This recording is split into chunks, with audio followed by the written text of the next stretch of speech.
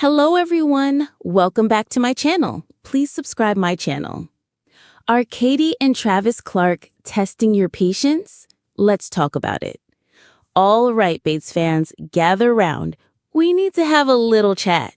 You know I love diving into the world of the Bates family as much as you do. We've watched these kids grow up, find love, and start their own families. And honestly, it often feels like we're right there with them, cheering them on. But lately, there's a rumble in the fandom, a collective sigh that's getting harder and harder to ignore. And it seems to be pointing squarely at Katie and Travis Clark. Now, before anyone grabs their pitchforks, metaphorically speaking, of course, let's approach this with the same warmth and understanding we usually extend to our favorite reality TV families. We're not here to tear anyone down, but we are here to acknowledge what a lot of us are feeling and to try and understand why a couple we once adored might be, well, rubbing us the wrong way. Remember when Katie and Travis first started courting? It was all sunshine and roses, wasn't it? Their long-distance romance, the sweet gestures, the undeniable chemistry. It was the kind of love story that made us believe in fairy tales. We saw Katie, sweet and a little shy, blossom under Travis's affectionate attention. We rooted for them through every challenge, celebrated their beautiful wedding, and collectively swooned over their adorable little girl, Haley James. For a while, they were the golden couple, the ones who seemed to embody everything we loved about the Bates' wholesome, family-focused values. So, what changed? Why are so many of us, the very people who once championed their every move, starting to feel a little, well, fed up? It's not one big dramatic incident, is it? It's more like a slow drip, a series of little things that, when added together, have created a palpable shift in public sentiment. Think of it like this. You have a favorite mug. It's perfect. You love it. But then it gets a tiny chip. You overlook it, then another, and another. Soon, while it's still your mug, it's not quite as enjoyable to drink from. One of the most common refrains I'm hearing is about a perceived lack of authenticity. In a world saturated with social media, where everyone curates their lives, fans of shows like Bringing Up Bates often gravitate towards them precisely because they feel real. We connect with the imperfections, the relatable struggles, the genuine moments of joy and frustration. But some are starting to feel that Katie and Travis's online presence and even their appearances on the show have become overly curated, perhaps even a bit performative. It's hard to put your finger on exactly why, but it's that nagging feeling that what we're seeing isn't always the full picture, or that certain aspects are being overemphasized for effect. Then there's the perception of entitlement.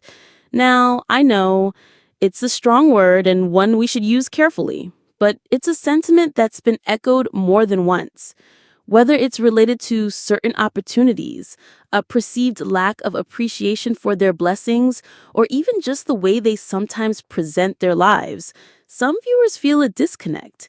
They see a couple who seems to have a lot going for them, but perhaps doesn't always convey the humility or gratitude that fans have come to expect from the Bates family as a whole.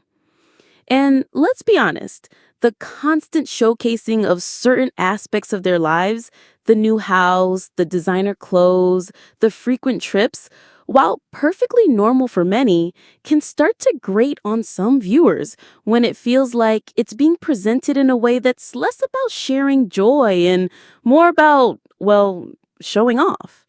It's a fine line, and it's easy to cross inadvertently, but in the close-knit world of reality TV fandom, these things are noticed.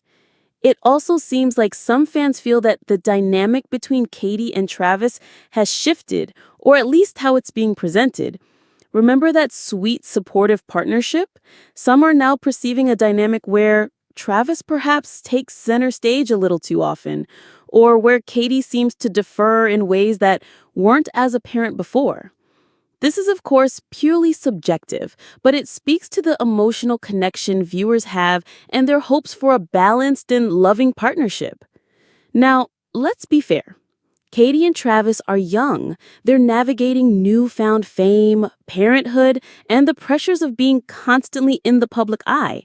It's a lot to handle, and it's entirely possible that what we're seeing is simply them trying to figure it all out, perhaps making some missteps along the way.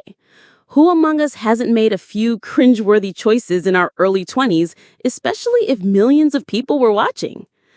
But the truth is, the magic of bringing up Bates for many of us lay in its relatability, its down to earth charm, and the feeling that we were watching a genuine family grow and evolve. When that feeling starts to wane, when a couple we invested so much emotion in starts to feel off, it's bound to lead to disappointment. So, what's the takeaway here? It's not about canceling Katie and Travis. It's about a conversation, a gentle nudge from a fan base that truly cares. We've seen them at their best, and we know what they're capable of.